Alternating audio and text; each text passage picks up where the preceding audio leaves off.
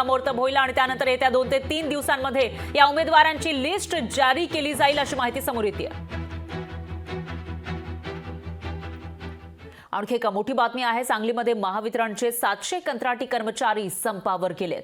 विविध मागण्यांसाठी कंत्राटी कर्मचारी बेमुदत संपावर गेले आहेत। सरकारने संपाबाबत तातडीने तोडगा काढावा, नाहीतर तीव्र आंदोलन करू असा इशारा कर्मचाऱ्यांनी दिलेला आहे।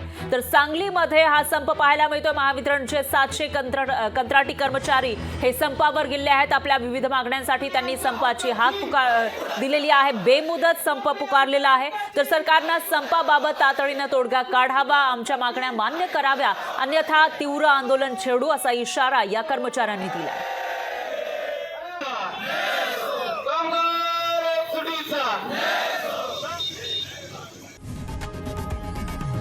लोकशाही मराठी ऐका, पहा, जागरूक रहा।